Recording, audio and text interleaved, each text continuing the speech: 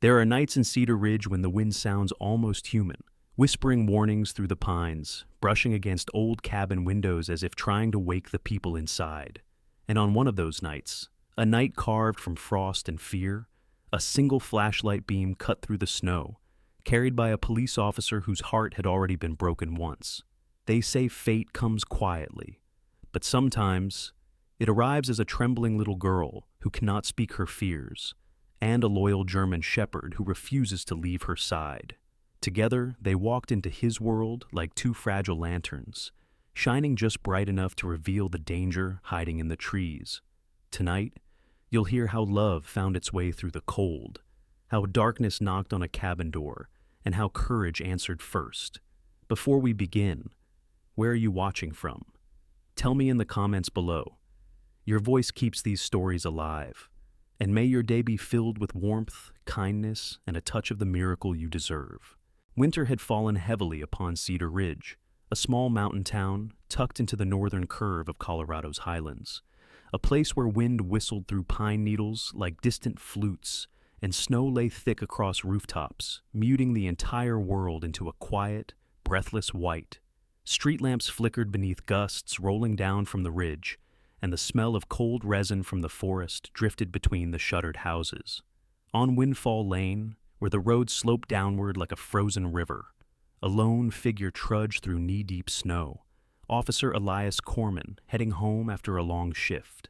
Elias, 37 years old, had the look of a man shaped by responsibility, the squared shoulders of someone who never hesitated in crisis, the trimmed dark hair that caught faint glints of silver beneath the porch lights, and a firm jaw softened only by the tired warmth in his brown eyes.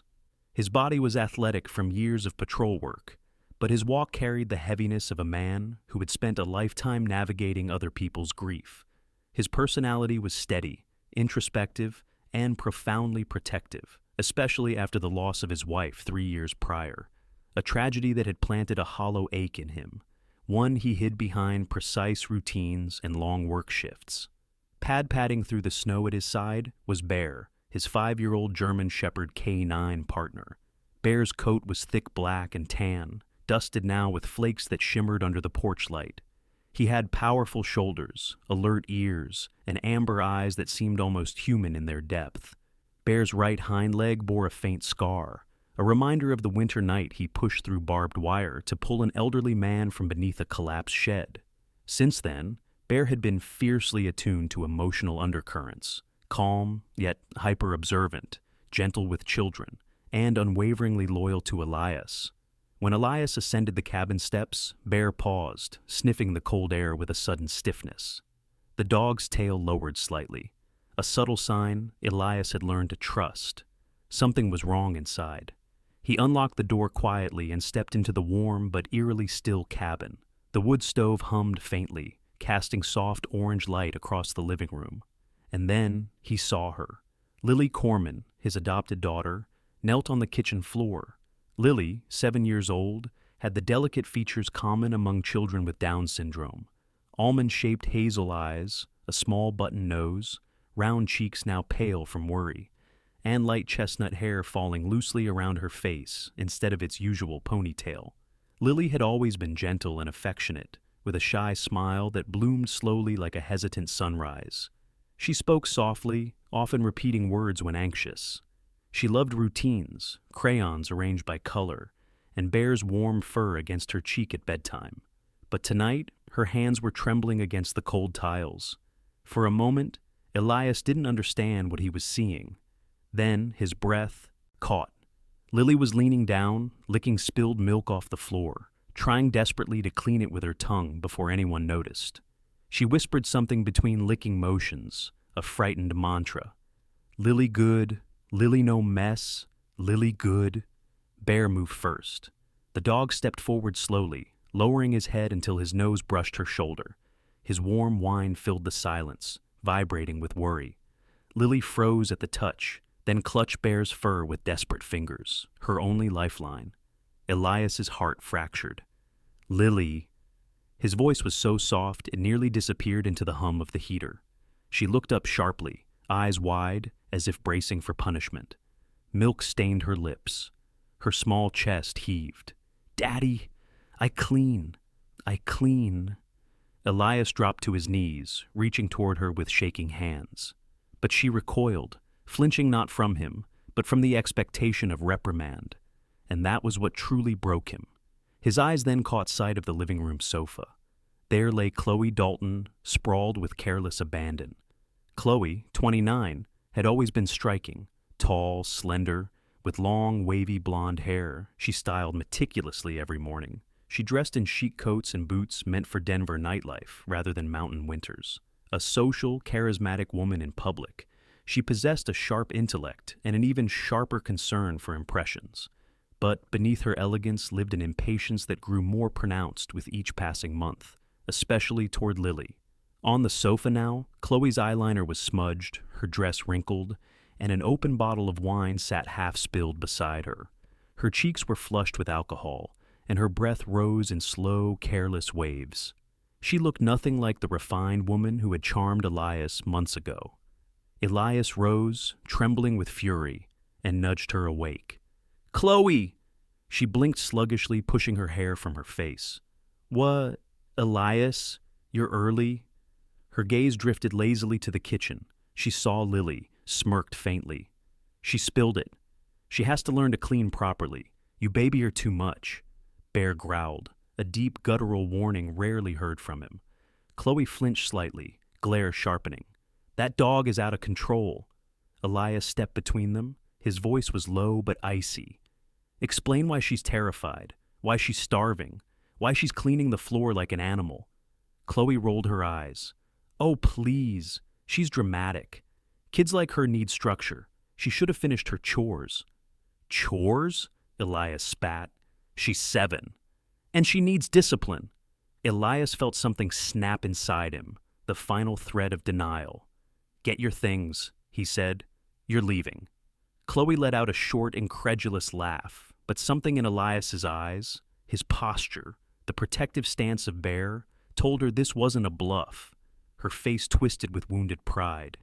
"You'll regret this. You can't handle her alone. Nobody can." "Watch me," Elias said. Chloe grabbed her purse and stormed out. The door slammed behind her, and the sudden silence felt like the cabin itself exhaled. Elias dropped back to Lily's side, gathering her into his arms. She clung to him with trembling fingers, her small body too light, too fragile. "Daddy, no mad," she whispered, his voice cracked. "Never at you? You did nothing wrong." Bear pressed against them, curling protectively around them both, a living wall of warmth. Outside, snow fell harder now, thick flakes drifting like whispered prayers through the dark. Inside the cabin, father, daughter, and dog huddled together, 3 wounded souls forming a single, fragile island of safety. What Elias did not yet know was that the night had grown darker in more ways than weather. Somewhere across Cedar Ridge, movement stirred among the burglars he had been tracking for weeks, and their path was drifting closer to his quiet cabin. But for now, the storm outside muted everything except the rhythm of Lily's slow breaths, the steady warmth of Bear's body, and the unspoken vow settling in Elias's heart. Nothing would harm his daughter again. The storm had not eased by morning. Snow piled high along the fence of the cabin, turning Cedar Ridge into a landscape of white dunes beneath the pale blue dawn. Though the town still slept under the weight of winter, Elias Corman had been awake for hours. He hadn't slept, not after what he witnessed the previous night. Lily lay curled on the couch beside the wood stove, wrapped in a thick blanket, her breathing soft but uneven from exhaustion. Bear rested at her feet, head alert, amber eyes watching every flicker of movement around the room. The dog hadn't left her side since the moment Chloe slammed the door behind her.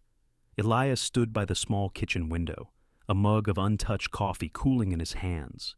His reflection stared back at him, tired, unshaven, but sharper than he'd looked in months. Something inside him had woken up. A new instinct, a new resolve. He glanced at Lily again.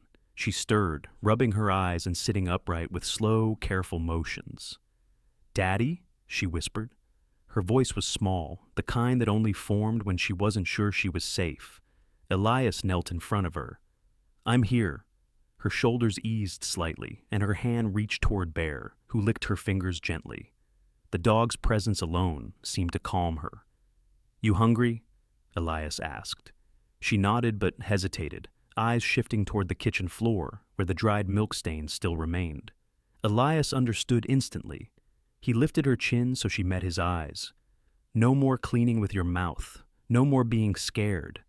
Breakfast is something Daddy makes, not something you earn." Lily blinked slowly, absorbing each word like it was a foreign language she wanted to trust, but didn't fully understand yet. As Elias stood and began preparing oatmeal, Bear's ears twitched sharply.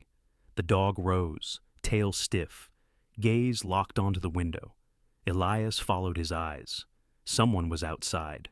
A silhouette passed between the trees, quick, cloaked by falling snow. Elias's hand went instinctively to his holster before he forced himself to pause. It could have been a neighbor. It could have been a deer. But then Bear growled, low and unmistakably warning. Elias set the ladle down and stepped to the window again. The figure disappeared behind a cluster of pines. No tracks were visible yet. The fresh flakes were covering them too fast. Whoever it was had moved deliberately, watching. His phone buzzed. It was from Deputy Mark Ellery, a man Elias had worked with for 8 years. Mark was in his mid-30s, lean with sandy hair and a quick grin, friendly but observant, a man who remembered small details and carried himself with the steadiness of someone raised by a firefighter father. Mark's message was short. Another break-in near Maple Glen. Elderly man shaken. No suspects spotted. Be careful. Elias pocketed the phone, jaw clenching.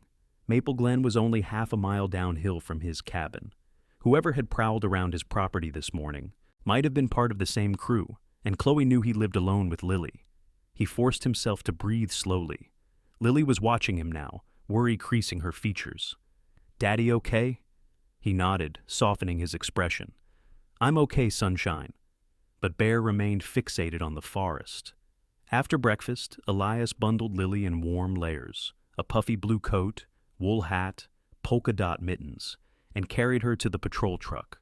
They needed groceries, and he needed to show her that life wouldn't collapse because one cruel person left. As he set her into the back seat, Bear hopped in beside her, positioning himself like a protective wall. Driving into town, Cedar Ridge revealed its usual winter face, smoke drifting from chimneys, icicles hanging like glass daggers from rooftops, and a few residents shoveling their driveways. The cold sun glimmered through low clouds, casting soft silver light across the snowbanks. Their first stop was Harper's Market, a small family-owned grocery store that had existed for 3 generations. The bell above the door chimed when they entered. The warmth smelled of cinnamon and fresh bread. Behind the counter stood Martha Marty Harper, the owner's daughter. Marty was in her late 40s, short and slightly round, with red cheeks and a thick brown braid resting over her shoulder. She had a practical, kind energy, one that came from years of dealing with customers in every mood. She loved children, but after losing her only son to a rare illness 10 years ago, she had developed a habit of offering small kindnesses to every child she encountered, as if repaying the universe one gentle gesture at a time. When she saw Lily, her face brightened. "Morning, sweetheart." Lily pressed herself closer to Bear, shy. Marty noticed instantly. Her tone softened but didn't push. "Cold day for shopping, Officer Corman." Elias managed a small smile. "Needed to restock." Marty studied him quietly. She saw more than most. She always had. "If you need help with anything, you know where to find me." Her voice carried understanding rather than pity. Lily wandered toward the small bakery corner, where Bear followed closely, tail swaying. Marty leaned toward Elias. "She looks thinner than last week." Elias's jaw clenched for a moment. "I know." Marty didn't ask more. She simply placed a small bag of ginger cookies on the counter. Her favorite, on the house. Elias swallowed hard. "Thank you." As they left the store with their bags, Bear stiffened again. Elias turned. Across the street, near an alley, a man leaned against a lamppost, pretending to smoke. He was tall, wearing a thick gray jacket, hood up. His posture was wrong, too still, too intent. The moment his eyes met Elias's, he turned and walked away briskly. "Daddy," Lily whispered, sensing tension even if she didn't understand its cause. "It's okay." But Elias made a mental note. Gray jacket, about 6 feet, strong build, possibly mid to late 30s, not a familiar local. When they arrived home 2 hours later, snow was falling thicker, the forest shrouded. Bear leapt from the truck and immediately began sniffing the perimeter. Within seconds, he barked sharply. Elias hurried to his side. Beneath the bedroom window were fresh footprints, large, spaced apart, like someone had walked quickly. The snow around them was only partially filled in, meaning they had been made within the last hour. Elias felt the cold move deeper than winter. Someone had come close to the cabin, close enough to see inside, close enough to know Lily lived there. He called Mark. "Need units to check Windfall Lane perimeter. Someone was at my property." Mark's tone turned serious. "I'll be right there." When Elias hung up, Lily tugged his sleeve. "Daddy? Someone bad?" Elias knelt. "Not anymore. Bear and Daddy will keep you safe." Her lip trembled, but she nodded. Bear pressed his head under her arm. A soft knock sounded at the door. Mark entered, snow clinging to his jacket. "Let me see the prints." After inspecting them, he frowned. "Boot size looks like the Maple Glen suspect." "Elias..." "They're getting bolder." Elias stared toward the dark tree line. "They're watching." Mark hesitated, lowering his voice.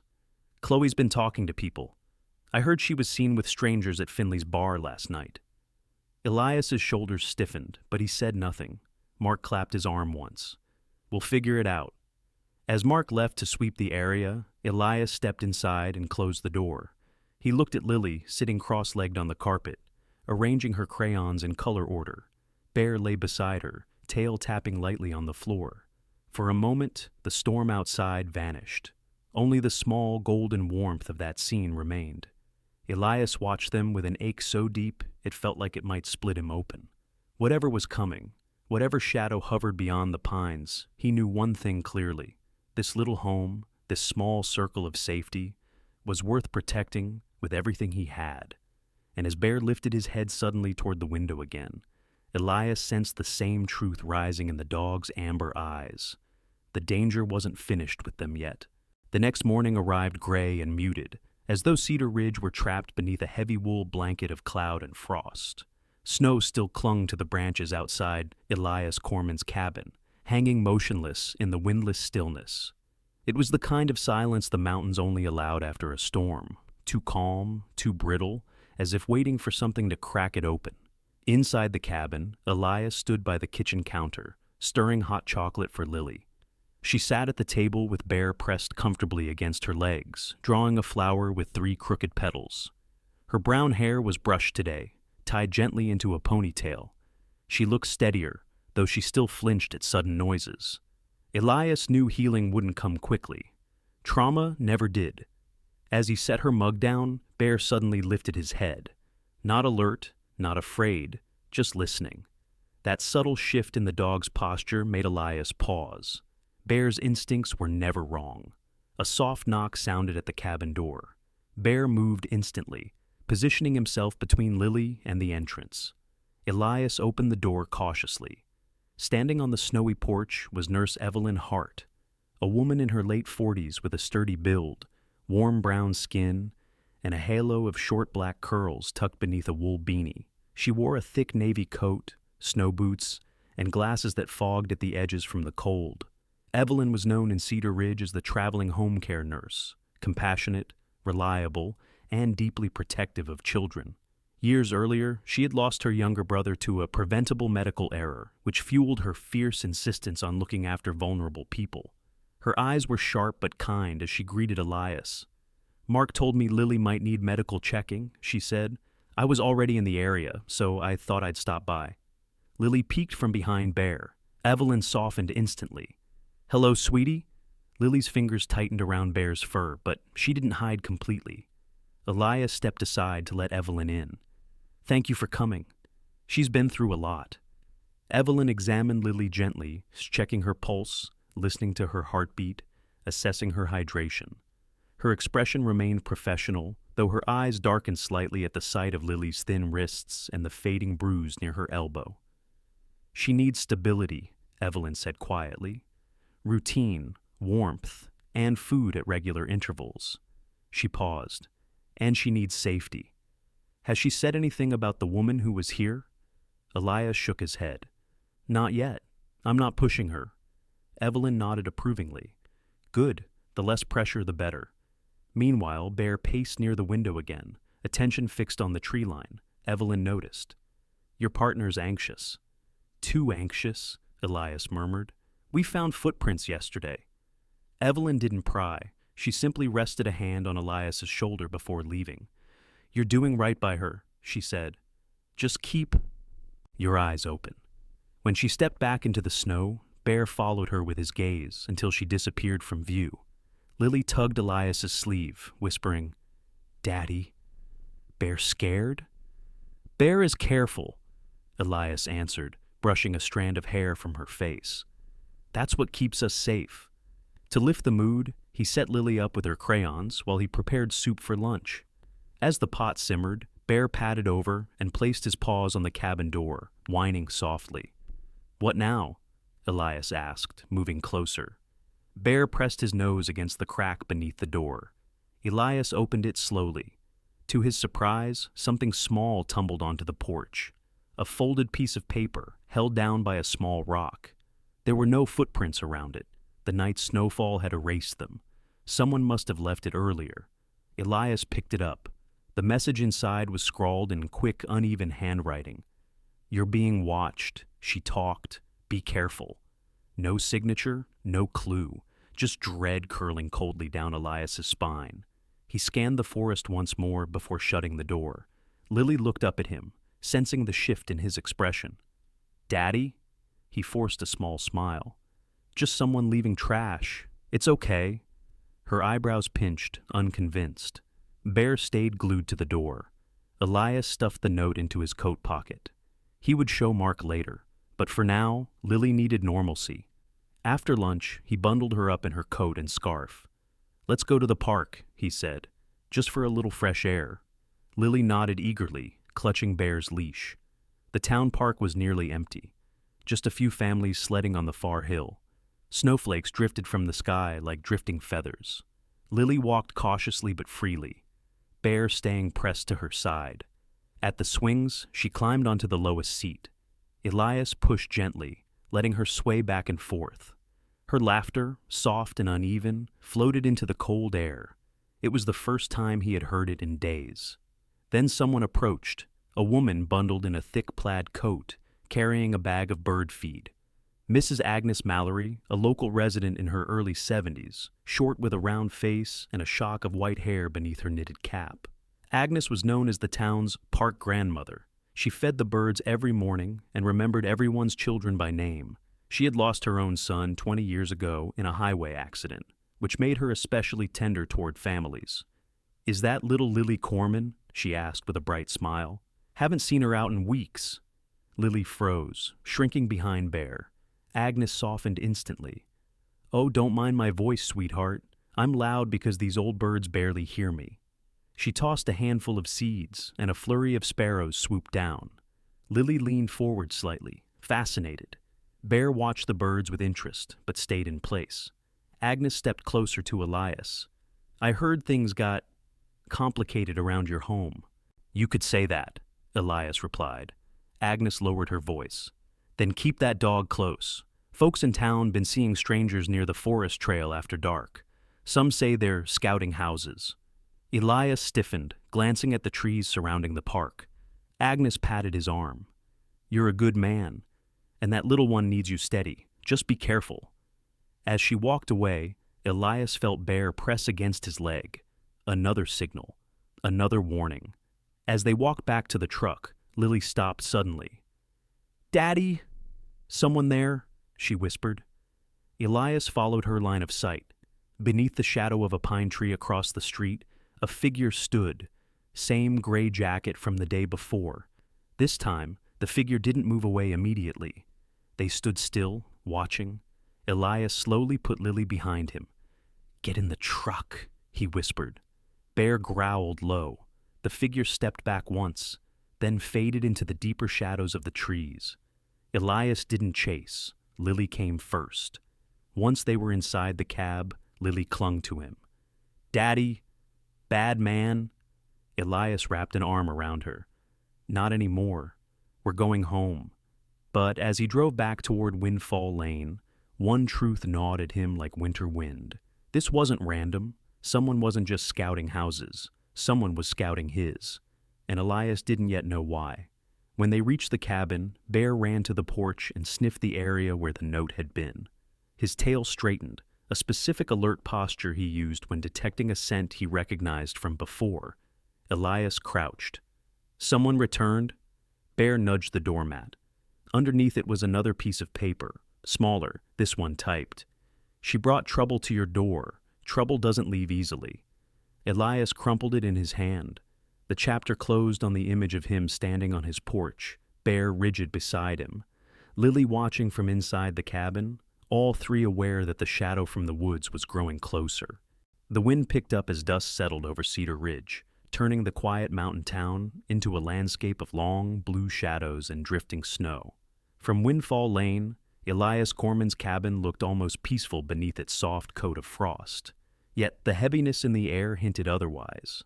Inside, Elias sat at the kitchen table with a spread of papers in front of him, reports on the recent break-ins, statements from elderly victims, and surveillance stills showing blurred figures darting through alleys. Bear sprawled at his feet, but his ears never relaxed. The dog's nose kept lifting toward the door, as if sniffing out a memory of danger.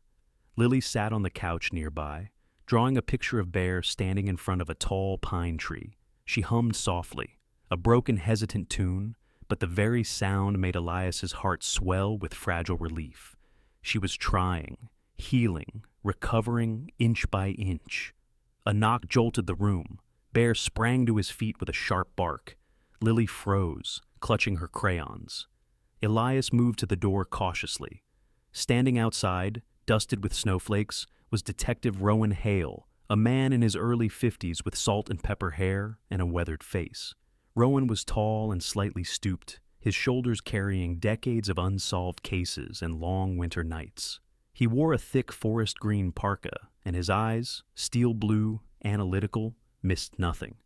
Known as one of the most seasoned detectives in the county, Rowan had joined the department after losing his wife in a house fire 17 years earlier, a tragedy that sharpened his instincts and hardened his resolve, but never stripped his sense of justice. "Evening, Elias," Rowan greeted, stepping inside as Elias opened the door.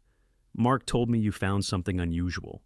Elias nodded and handed him the 2 notes left on the porch. Rowan studied them silently, his brow furrowing. "Handwriting's intentionally sloppy. Whoever wrote this wants to look uneducated but isn't. And the typed note, clean cut, no fingerprints." He looked up. "This isn't your average burglar." Bear growled low, pacing toward the window. Rowan's gaze followed him. "And I trust that dog more than half the deputies in the department." Elias forced a thin smile, but tension hung between them. Rowan continued. "Mark's on patrol near the foothills tonight. I'll stay on your road for a while. Keep an eye on things." Elias exhaled. "Thanks." "Don't thank me," Rowan said. "Just promise you'll call if anything happens." After Rowan left, the cabin felt too quiet. The last of the daylight faded, and the forest outside grew dense with shadow. Elias closed the blinds. The hours stretched. Lily played quietly on the floor, Bear watching every corner of the room, as though expecting the walls to whisper secrets. Then the lights flickered. Once, twice. Elias felt his pulse spike. Power outages weren't uncommon in winter, but Bear's sudden stiff posture told him this. It wasn't just the wind. Elias grabbed a flashlight. "Lily, sweetheart, come here." She crawled into his lap, just as the third flicker came, followed by a brief blackout. When the lights snapped back on, Bear launched toward the back of the house, barking furiously. Something, or someone, was outside. Elias scooped Lily into his arms, placing her behind the couch. "Stay with Bear." The dog returned to her side, nudging her shoulder before sprinting back toward the hallway. Heart pounding, Elias approached the bedroom window. Snow coated the glass, except for one spot, a smudged circle roughly the size of a human breath. Someone had pressed their face close enough to fog the window. Elias's chest tightened. He scanned the outside. Nothing but snow, nothing but trees, nothing but the echo of a presence. "Daddy!" Lily whimpered softly. Elias rushed back to her. He wasn't taking chances. He grabbed his phone. Mark answered immediately. "Tell me you're calling for something good." "Someone was at my bedroom window." The line went silent for half a second. "I'm on my way. Stay inside. Lock everything." Elias hung up. Bear had already taken position facing the door, muscles tight, tail rigid. A soldier waiting for an enemy to reveal itself. To keep Lily calm, Elias said softly, "Why don't we read a story?" She nodded, though her fingers still shook. He pulled out the picture book she loved, one about a brave bear protecting a family in a snowy forest. But even as he read, his eyes tracked every shift of shadow, every creak in the cabin. 20 minutes passed before Mark arrived. Deputy Mark Ellery, lean, sandy-haired, wearing a heavy sheriff's jacket dusted with snow, stepped in with a lantern. His normally relaxed, friendly demeanor was noticeably strained tonight.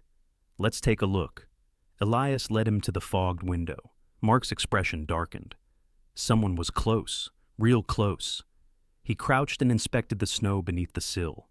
Fresh footprints, bigger than mine, heavy stride, same boots from Maple Glen.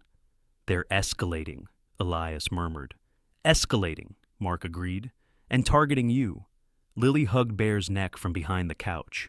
Mark's eyes softened when he noticed. "Hey there, kiddo." Lily offered a tiny wave, but didn't speak. Bear's gaze never left the window. Mark straightened. "Let me call someone." He stepped outside, talking into his radio. Through the window, Elias saw another figure approaching, pale, bundled in a knitted scarf and coat. Sarah Townsend, a neighbor who lived 2 cabins down, hurried toward them. Sarah was in her early 30s, with dark blonde hair tied in a loose bun, soft gray eyes, and a slim figure shaped by years of working as a ski instructor. She was known for being gentle and calm, though a past avalanche incident, where she had been trapped for hours before being rescued, left her with occasional anxiety in enclosed spaces. Despite that, she always tried to help others. She knocked urgently. Elias opened the door. "Elias," she said, breath fogging in the air. "I saw a man near your fence, tall, hood up, moving fast." Her voice trembled slightly, not from cold. "Did he come here?" Elias nodded. "Do you recognize him?" She shook her head. But he didn't walk like someone lost. He moved like he knew exactly where he was going. Mark returned from outside. "I alerted Rowan. He's circling the north end of the lane." Sarah glanced toward Lily. "I didn't mean to scare her. I just thought you should know." Elias placed a reassuring hand on her shoulder. "You did the right thing." After Sarah left, Elias locked the door and drew the curtains tight. The cabin felt smaller, tighter, as though the walls themselves were bracing against the growing threat. Lily tugged Elias's sleeve. "Daddy, bad man will go?" He knelt, holding her gently. "Daddy won't let anyone hurt you." Bear nudged them both, as if sealing the promise. Mark stayed another half hour, checking every window, every corner of the cabin.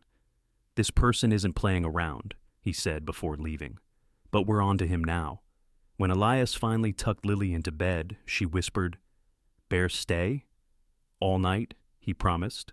Bear curled beside her, guarding her like a sentinel. Elias sat in the hallway, where he could see both the front door and Lily's bedroom. As the cabin settled into uneasy silence, the slight whimper of wind against the windows sounded almost like a ghostly breath. Something was coming. But Elias knew one thing. Whatever waited behind the pines, he would face it long before it reached his daughter. The morning after the breath on the window arrived with a bitter cold, sharper than anything Cedar Ridge had felt all winter. Ice coated the branches like glass armor, and the wind dragged long sighs through the pines, as though the forest itself were warning the cabin to stay vigilant. Inside, Elias Corman sipped lukewarm coffee while Bear roamed from window to window, sniffing every seam of the house with tense concentration. Lily sat at the table eating cereal, tapping her spoon against the bowl softly, a rhythm she used whenever she felt nervous but tried to be brave. Elias kept a watchful eye on her, Dark circles lined her eyes, but she was calmer this morning thanks to Bear, who slept pressed against her all night like a living shield.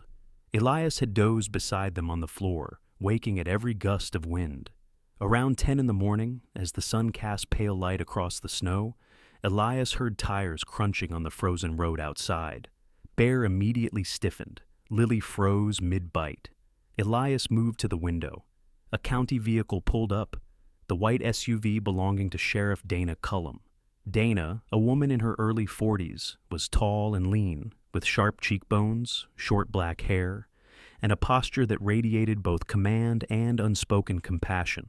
She had worked her way up from street patrol to sheriff, known for her strategic mind and calm authority. She wore a deep navy uniform jacket, a badge glinting beneath the winter sun. Dana was respected in Cedar Ridge not only for her professionalism, but for her fierce sense of fairness, shaped by years of dealing with her younger brother's struggles with addiction, which taught her that justice and mercy often had to walk together. Elias opened the door. Dana stepped inside immediately, rubbing her hands together. "Cold enough to freeze the air solid," she muttered before her sharp gaze fixed on Elias. "Mark told me everything?" Lily peeked from behind Bear. Dana softened her tone with practiced ease. "Hi, sweetheart." Lily pressed her cheek to Bear's fur but whispered, "Hi," in return. Dana turned serious again. "Elias, Rowan followed those footprints last night. They led north toward the ridge trail, then vanished. Whoever this guy is, he knows the terrain well." Elias nodded grimly. "And he's not finished." Dana pulled off her gloves. "That's why I came. There's something else." She handed him a photo. It showed a blurry man caught on a residential camera, hood up, shoulders broad, one hand gloved and the other bare, revealing a long, ugly scar across the knuckles. Dana continued, "We've been calling him the Ridge Ghost. Keeps showing up, never stays long enough to catch. But there's something new." She pointed at the scar. One of the Maple Glen victims, the old widow Mrs. Fenner, said the man threatened her and reached out with a hand that had a scar like this. Said he told her she was next on the list if she talked. Elias stared at the photo. "So, he's violent." "Worse," Dana said. "He's escalating." Lily whimpered quietly. Bear pressed closer to her.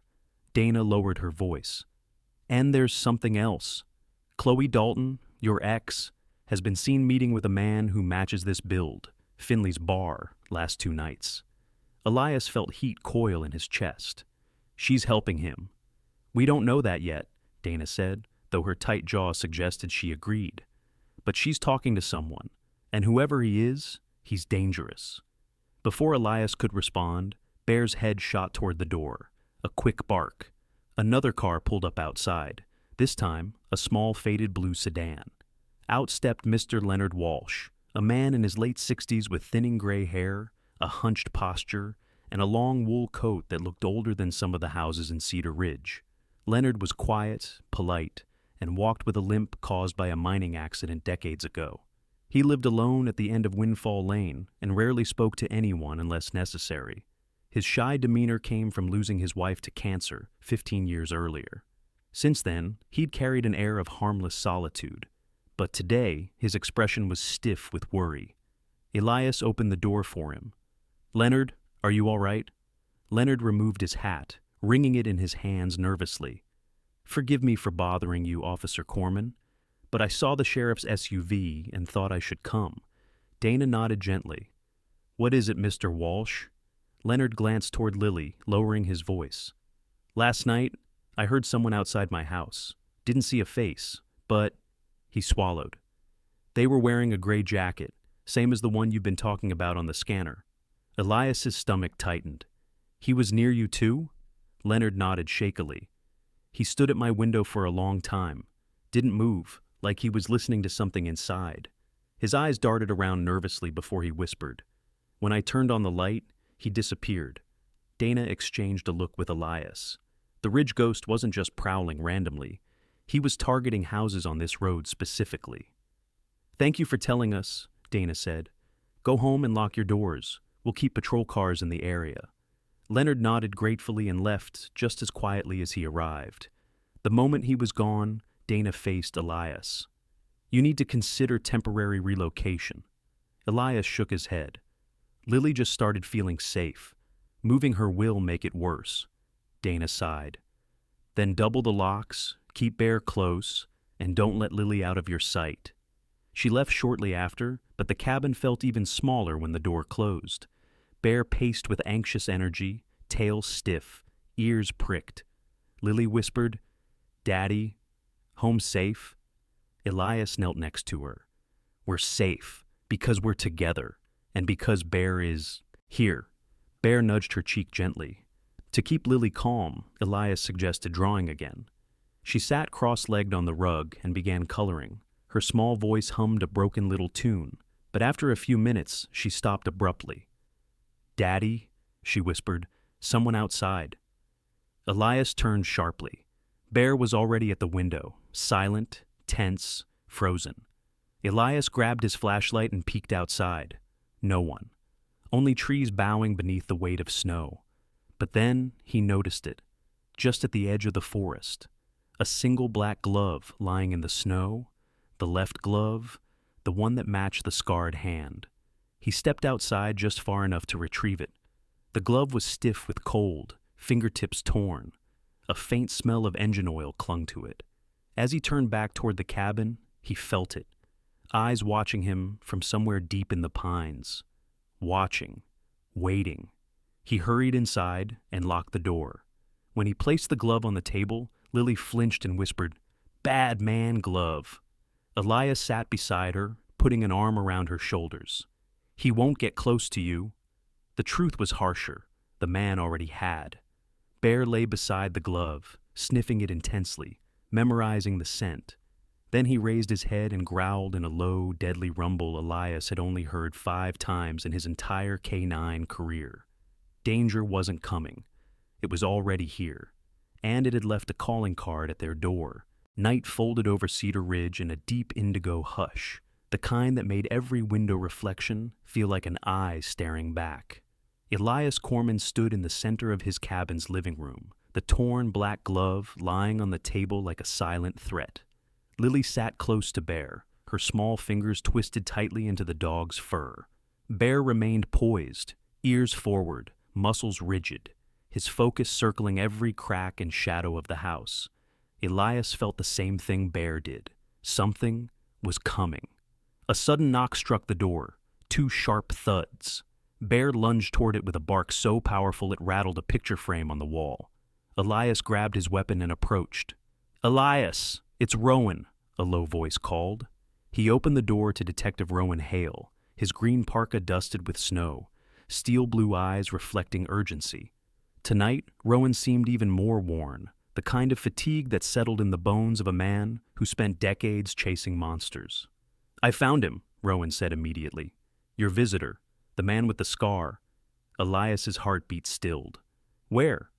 "Old logging shack near Ridge Trail. But Elias—" Rowan hesitated, jaw tightening. He wasn't alone. Elias braced himself. "Chloe." Rowan nodded grimly. "She's deep in this.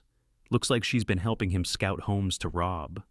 Bear growled low at the sound of her name, as if the dog understood betrayal better than many people did. Rowan continued, "We need to move fast. She knows all your schedules, routines, and that Lily is vulnerable." Fear stabbed through Elias, sharp as icy wind. He glanced at Lily, who clutched Bear with wide eyes. "We're taking her somewhere safe," he said. "Tonight." Rowan shook his head. "Sheriff Dana already dispatched units to watch the road, but this man avoids patrol cars like he can smell them." Rowan lowered his voice.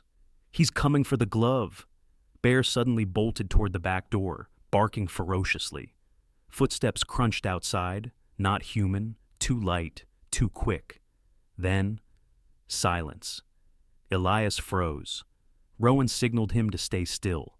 Another crunch. And then a figure darted past the window, a child-sized silhouette. Elias blinked in shock, but Bear relaxed. His tail thumped once, cautiously. A knock pecked the door. Rowan raised his weapon. Elias opened it slowly. Standing on the porch was Hannah Quinn, a local girl of about 10, bundled in a thick lavender coat and striped scarf.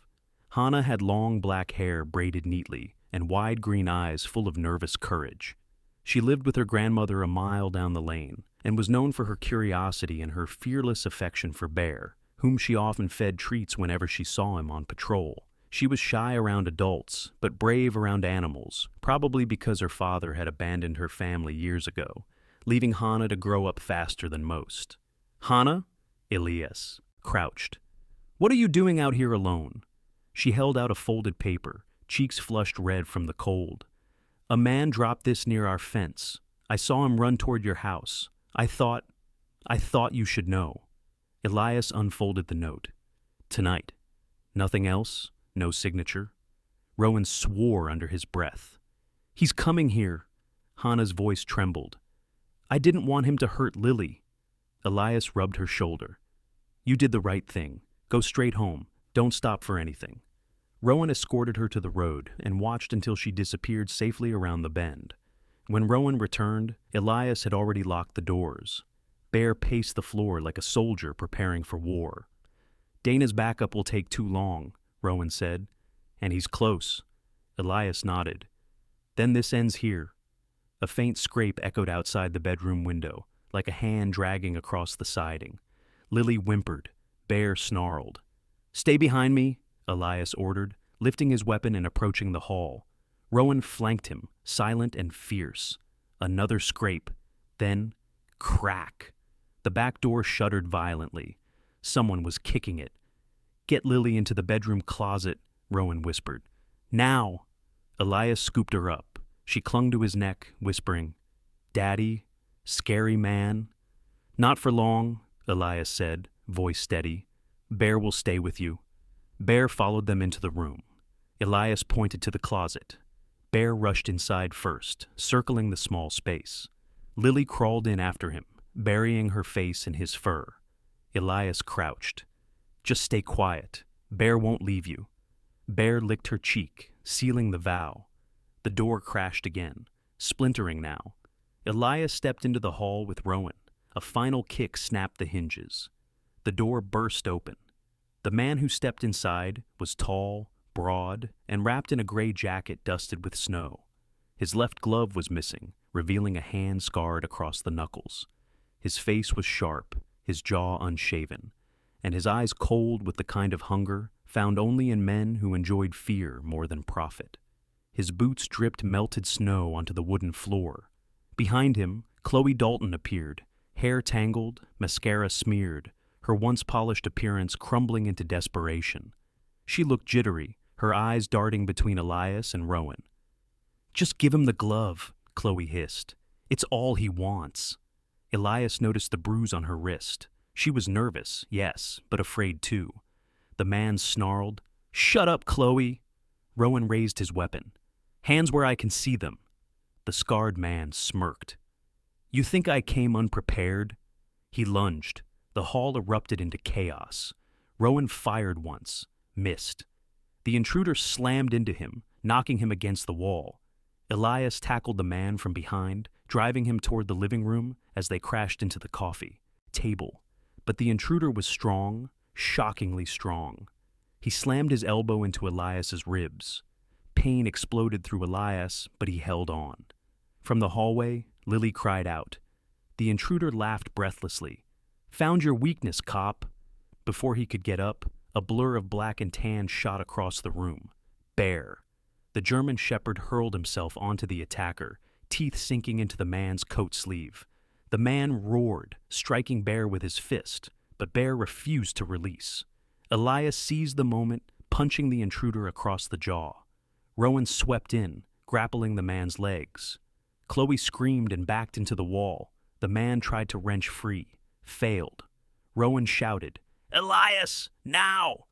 Elias drove his elbow down on the man's wrist. The intruder howled, and his hand finally loosened. Rowan pinned him to the floor, cuffing him with a snap of metal. Silence fell, heavy breathing. Bear backed away, tail stiff, teeth bared, but victorious. In the hallway, Lily peeked out, her face wet with tears, but her eyes shining at Bear. Elias knelt beside her. "It's over, sweetheart. You're safe." Bear pressed his head into her chest, whimpering softly. She giggled, a bright, trembling sound of relief, and hugged him tightly. Outside, the wail of sirens approached as Sheriff Dana's units descended on Windfall Lane. Chloe collapsed onto the couch, sobbing. Dana's deputies would take her in. Elias had no more words for her. The choices she made had led them all here. As dawn broke over Cedar Ridge, its pale gold light reflected off the snowy trees and poured through the cabin windows like a blessing. Rowan stood beside Elias, bruised but steady. "You protected your family," Rowan said, "and your dog. He's one hell of a partner." Elias looked at Bear, who now rested with Lily curled beside him, safe at last. "My family," Elias said softly. "All of us." And for the first time since winter began, the cabin felt warm, peaceful, home. In the quiet dawn above Cedar Ridge, when the snow finally stopped whispering and the world began to breathe again, one truth rose brighter than the morning light itself. Grace does not always arrive with thunder. Sometimes it comes as a trembling child who needs a hand to hold. Sometimes it comes as a loyal dog who stands between danger and the ones he loves. And sometimes it comes as a second chance for a weary father to choose love over fear. For those who believe, these moments feel like the small miracles God sends to remind us that no heart is too lost, no home too broken, and no night too dark for his light to reach. Just as Elias discovered, protection can be a prayer answered, and courage can be a blessing placed quietly in our path. May this story remind you that in your own life, God's miracles may already be unfolding in ways you cannot yet see a door left open, a kindness offered by a stranger, a moment of peace when you needed it most. Hold on to them, honor them, let them guide you. If this story touched your heart, please share it with someone who might need a little light today. Leave a comment and tell us what spoke to you the most. And if you wish blessings upon everyone watching, write Amen in the comments as a prayer for protection, for healing, and for the courage to love more freely every day. Thank you for watching. May your home be guarded, your steps be guided, and may God bless you and your family always.